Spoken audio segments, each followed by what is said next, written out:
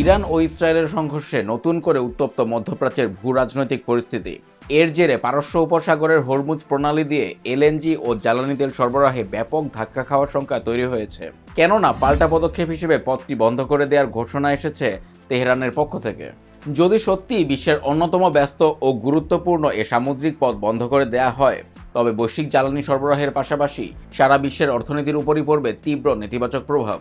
বিশ্বজুড়ে নতুন করে বাড়িয়ে তুলতে পারে মূল্যস্ফীতি। এর আঁচ এড়াতে পারবে না বাংলাদেশও, কারণ কাতার থেকে কেবল হরমুজ প্রণালী দিয়েই এলএনজি আমদানি করতে হয়।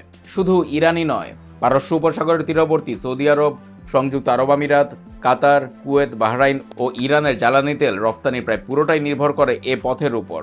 ওমান ও ইরানের মধ্যবর্তী গুরুত্বপূর্ণ এ সামুদ্রিক পথ দিয়ে দৈনিক 1.5 কোটি ঘনমিটারের মতো এলএনজি পরিবাহিত হয় বলে ইন্টারন্যাশনাল গ্যাস ইউনিয়ন আইজিইউ এর এক প্রতিবেদনে বলা হয়েছে।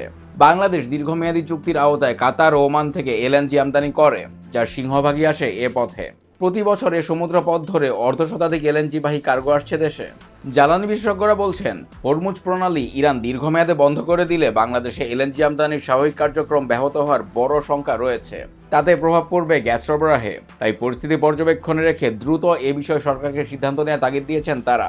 জ্বালানি পরিস্থিতির উপর ইরান ইসরায়েলের সম্ভাব্য সংঘাতের প্রভাবের ব্যাপারে জ্বালানি বিভাগের এক কর্মকর্তা নাম প্রকাশ না করার শর্তে বণিক বার্তাকে বলেন, কাতার থেকে এলএনজি আমদানি কার্যক্রমে আপাতত কোনো সংকট নেই। সরবরাহকারীদের সঙ্গে নিয়মিত যোগাযোগ রক্ষা করে চলেছেন তারা। পরিস্থিতি খারাপ হলে কাতারের পক্ষ থেকে নিশ্চয়ই আমদানিকারকদের অবহিত করা হবে। ইরান ইসরায়েল সংঘাতে হরমুজ প্রণালী দিয়ে জ্বালানি আমদানি ও সরবরাহকারী দেশগুলোর প্রত্যেকের সমস্যা সমান। বিষয়টি শুধু বাংলাদেশের জন্য নয়, এলএনজি আমদানি কার্যক্রমে আপাতত কোনো সমস্যা নেই। জ্বালানির আমদানি সংকটে পড়লে তার প্রভাব পুরো অর্থনীতিতেই পড়বে বলে জানান ব্যবসায়ীরা। Bangladesh network manufacturers and exporters association BKME এর নির্বাহী সভাপতি ফজলে শামীম এহসান বণিক বার্তাকে বলেন, ইরান ইসরায়েল সংঘাতে স্বাভাবিকভাবেই হরমুজ প্রণালীর রুটে প্রভাব পড়বে। আর যুদ্ধ পরিস্থিতি তীব্র আকার ধারণ করলে বাই ডিফল্ট রুটটি বন্ধ হয়ে যাবে, কারণ জাহাজ তখন ওই রুট দিয়ে যাওয়ার কথা না। তখন এলএনজি নিয়ে ভালোই সমস্যা হবে। অন্যান্য উৎস থেকে সরবরাহ এরই মধ্যে বাড়ানো হয়েছে কিনা জানা নেই, কিন্তু এলএনজি আমদানিতে বাংলাদেশের প্রধান উৎস কাতার। এলএনজি কার্গোগুলো অনেক দামি, ফলে যুদ্ধের তীব্রতা বাড়লে জাহাজ পরিচালকরা নিজ থেকেই ওই রুটে যাবে না। আর যদিও বা যায়, বিমার প্রিমিয়াম এত বেশি হবে যে এলএনজির দাম ব্যাপক হারে বেড়ে যাবে।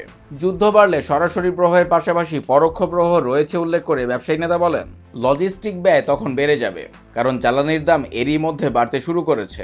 বাংলাদেশ উৎপাদিত ম্যানমেড ফাইবারের ব্যয়ও বেড়ে যাবে।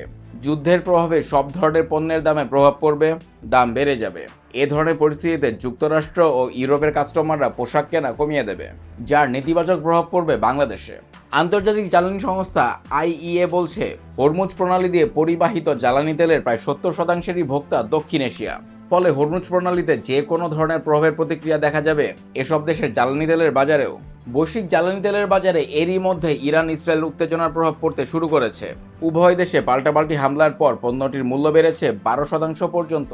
আন্তর্জাতিক বার্তা সংস্থা রয়টার্সের তথ্য অনুসারে 12 জুন পর্যন্ত ব্যারেল প্রতি অপরিশোধিত জ্বালানি তেলের দাম ছিল $70.4। একদিনের ব্যবধানে তা $78.5 উঠে গেছে।